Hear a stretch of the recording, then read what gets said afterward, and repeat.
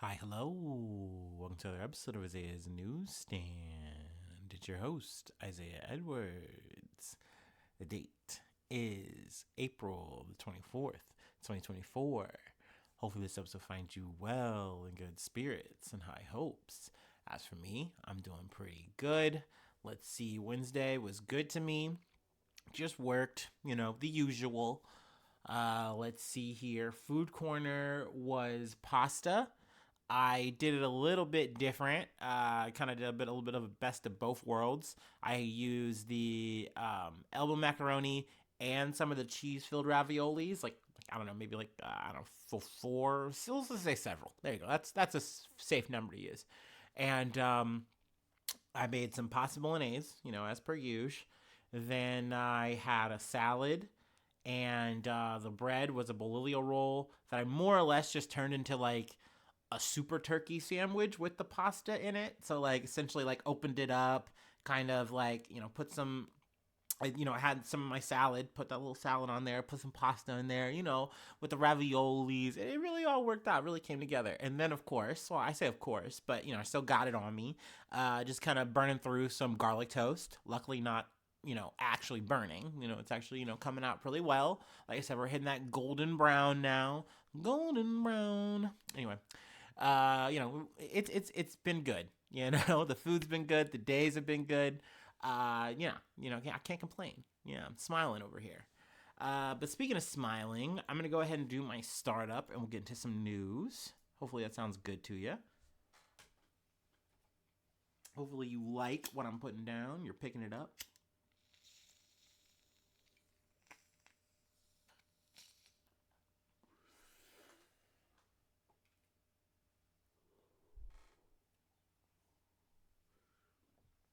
Oh yeah. Mm. All right. Let's handle our war shit up top.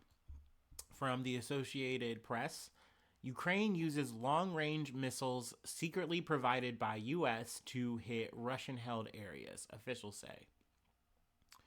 Ukraine, for the first time, has begun using long-range ballistic missiles provided secretly by the United States, bombing a Russian military airfield in Crimea last week and Russian forces in another occupied area overnight, American officials said on Wednesday. Long sought by Ukrainian leaders, the new missiles give Ukraine nearly double the striking distance, up to 300 kilometers or 190 miles, that it had with the mid range version of the weapon that it received from the United States last year. We've already sent some. We will send more now that we have additional authority and money, White House National Security Advisor Jake Sullivan said. The additional ATA CMS were included in a new military aid package signed by President Joe Biden on Wednesday. So, there, it's official. There you go. Official as a referee with a whistle. Biden approved delivery of the long range Army Tactical Missile System known as ATA CMS in February, and then in March, the U.S. included a significant number of them in a $300 million aid package announced, officials said. So, I mean, at the end of the day, I guess we're kind of in this conversation of like, well, is this the best idea to kind of say, hey, we haven't gotten, like, the ink just dried on this thing, but like Ukraine is already using like bigger guns because it's like, hey, we know this shit's coming. We want to actually like fight back. We really want to try to make a change on this war front. So we're just gonna start booming now. Some other kind of like theorizing I've heard from like analysts is the concern of actually what the like potentially the opposite, that over the next few weeks that Russia's actually going to ratchet up their actions, their activity, their violence because of like, oh, well, we know that they're going to get more ammunition, more lethal aid in Ukraine, so we want to actually hit them right now while they're on their ass. So maybe this is them getting ahead of that and like kind of trying to punch first. I don't know. Time will tell if this is actually going to be effective, as is in terms of like, is the aid going to be effective?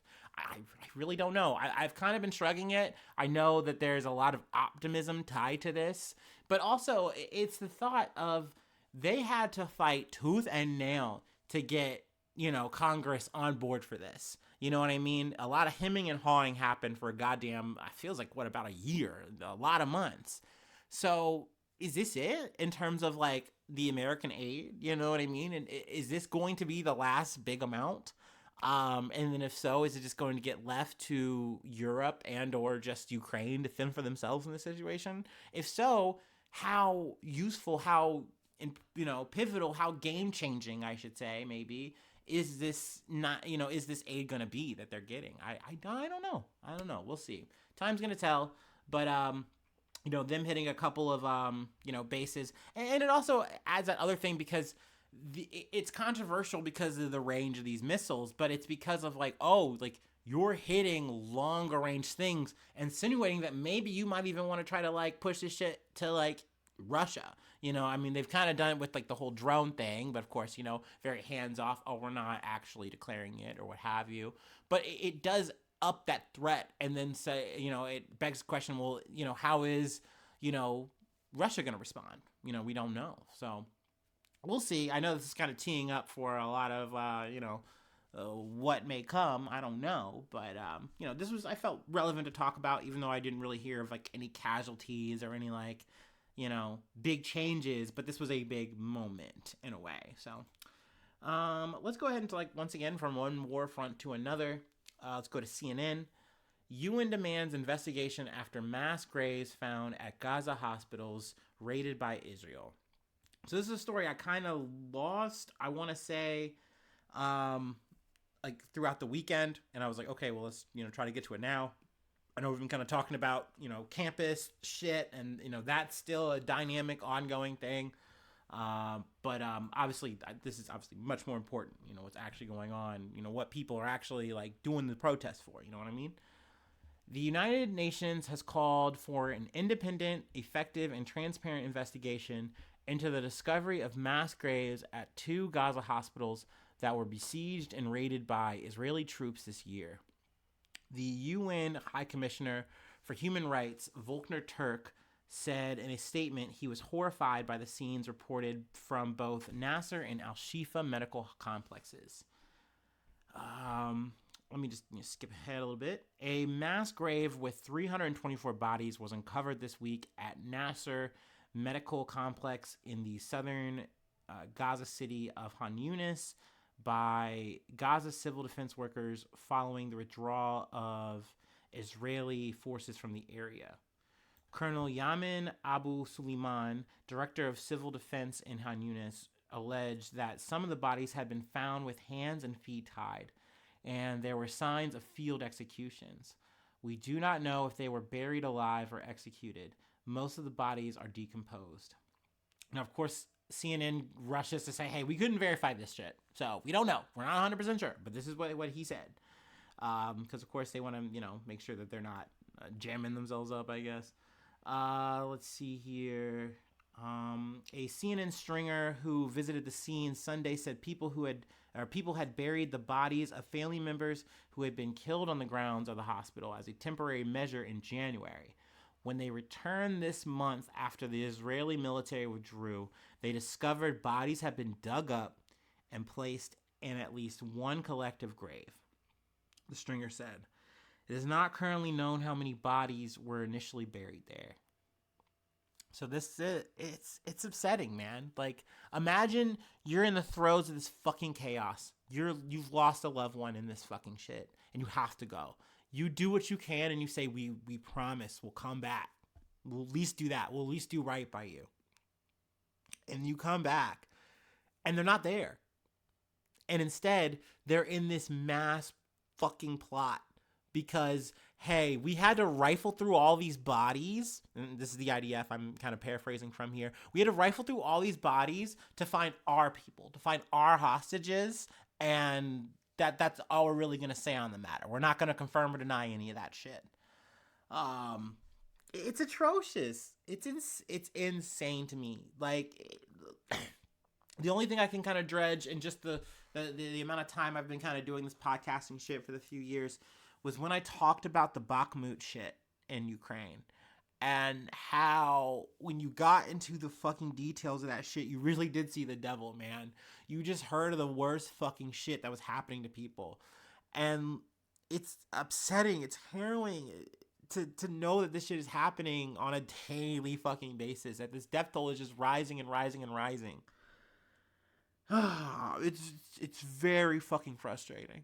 Meanwhile, we have people worrying about safety on college campuses because they can't handle being booed by people who are actually non-violently protesting. You know what I mean? The only violence I've heard is someone got poked in the eye by a little Palestinian little flag, and they got waved in their face, and they're like, "Oh my God, they insulted me."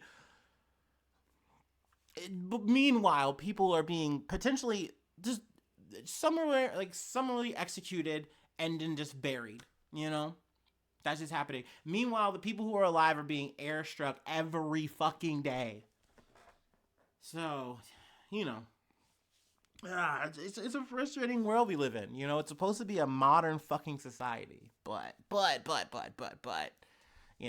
we got to do all this self-defense. Remember October 7th and, forget all the history that led up to that shit. Don't worry about that, though. Yeah. I'm trying to see if there's anything else I really wanted to pull from. I really don't. But I knew I needed to talk about this shit. I didn't want to just say, oh, it's just something that's happened. And, no. I knew I needed to back up and actually talk about it. So we did. Let's hit the next thing. Let's go to the Hill.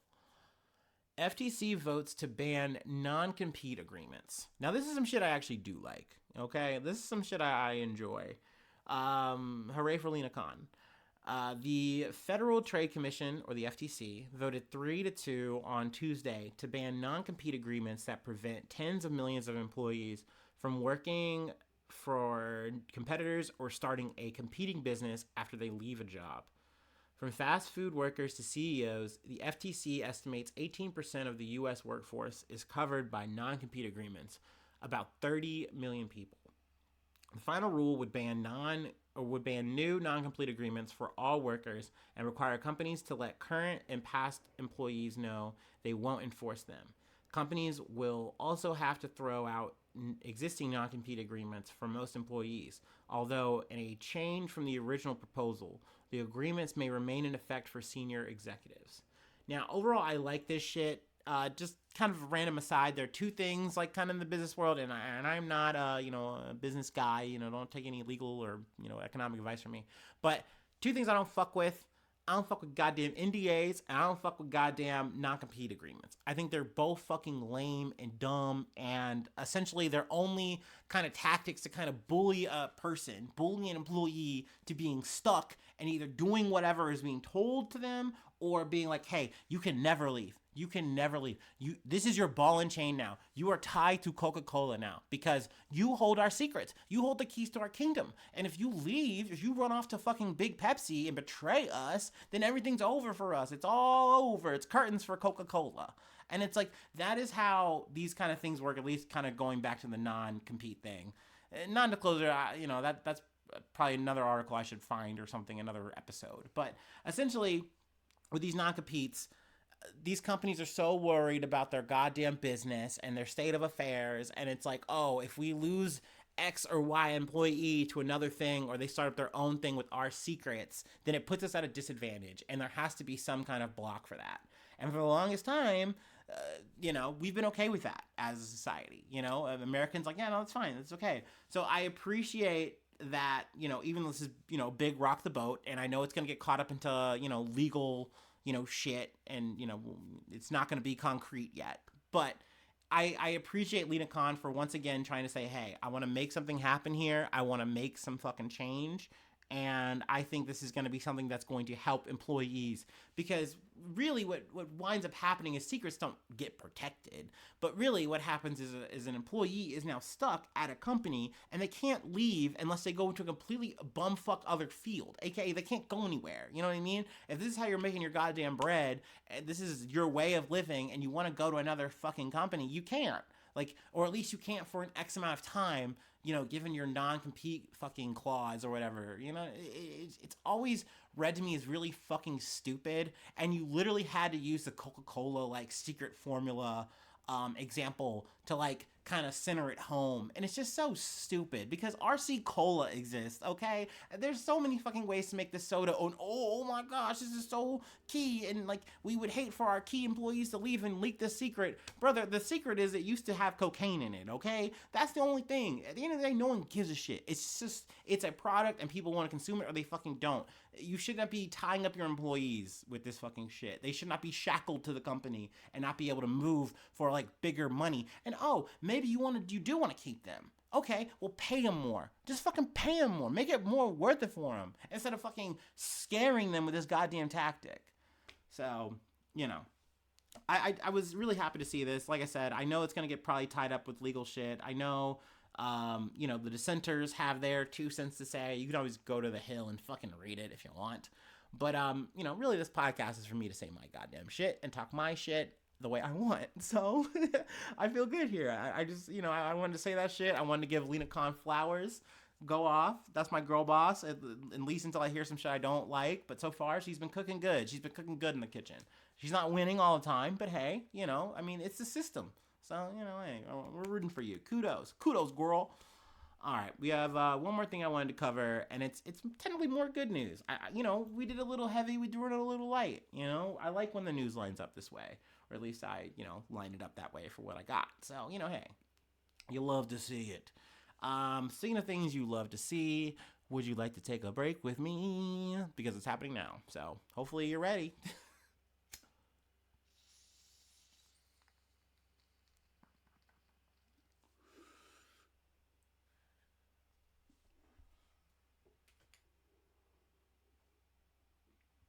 Ooh. Ooh.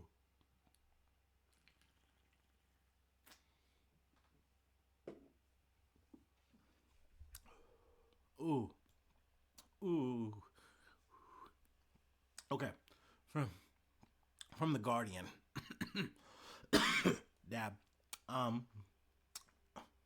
Jesus. Arizona House votes to repeal states near total ban on abortion.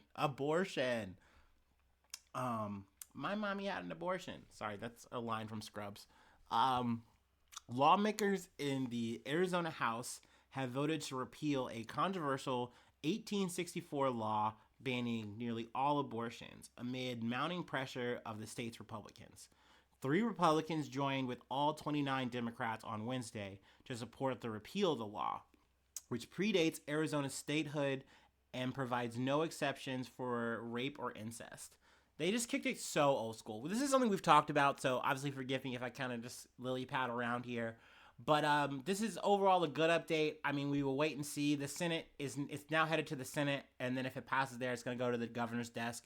It is said to hopefully be a smooth process there. But you would think that hearing a law like this, and you would think the Supreme Court would do right. At least, within the state Supreme Court, they would handle it. But of course, they're like, this law does exist, and you guys didn't, get rid of it, so, I don't know. It's kind of just is what it is. And it gets kicked down, and you would immediately think, okay, politicians, time to do the right thing by your fucking constituents, and, let's fucking fix this shit. Let's just, fucking kick this shit. And literally you have Republicans freezing.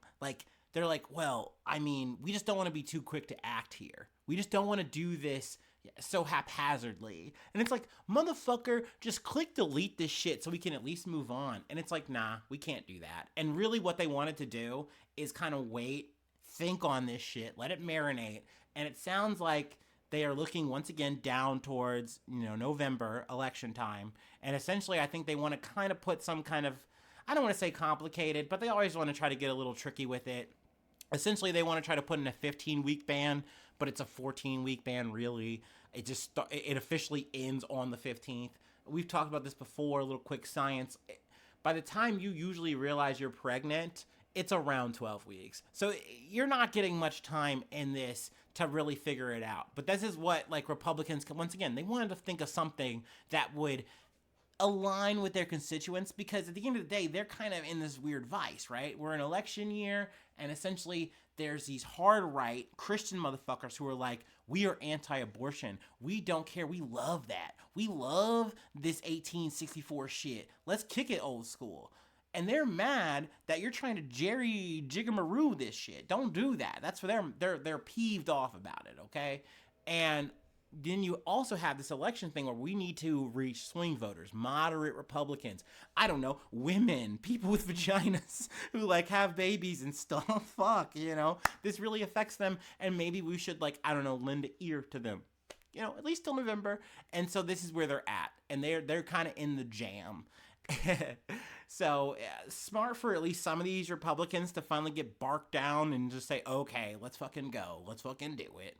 And, let's just at least get rid of it. Because there's literally people who are, doing the whole in vitro fertilization thing, which is the root of this shit. They're jammed up. They can't work with the clinics can't work with them because this law, this 1864 draconian ass fucking shit got dusted off and is being potentially implemented against them. They just can't run that risk.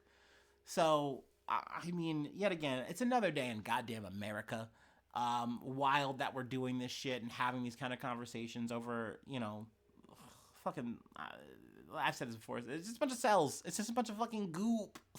Doesn't matter yet. But, motherfuckers really got to care about it because of a Bible or, whatever. But yeah, on that note, I think I'm it. I think I'm tapped out on the rants. I think we're good. I feel solid. I feel good to let it go. But yeah, just an aside, thank you so much for just letting me yap. It's because of you, listener, that I'm not a crazy person, just talking to myself, okay? And I really just, clap it up for you. You really are one in a million. You're a diamond for me, and I thank you. Just thank you. But if you'd like to, help out the effort, support further, I do have a Patreon. Patreon.com/Isaiah News. You can become a newsie today. Free ways to hit me up, though, isaiahnews1@gmail.com. I'm on all the socials you're probably on, either the podcast or myself. Excuse me. I'm just going to raw burp now. I don't care. Hopefully you're subscribed to the YouTube. It really helps out a lot. I'm really trying to bulk up. I'm really trying to max out. Okay? It's really good for my algos. Other things that are good for my algos, you hitting the thumbs up button and not the thumbs down. Fuck you if you're the thumbs down. You're a piece of shit. Okay? I'm just going to say that shit, man. Why? Why do that? Why? You're lame for that. Sharing is caring. It can be fun. Try it out. But also do those things on any other platform. I'm trying to get those, those followers up on Spotify and Apple for podcasters. I think you can follow there. Just hit it. Just hit these buttons. It's good for me. It's good for you. But yeah. Hopefully I see you soon for some more good news. I love ya. Bye-bye. Mwah.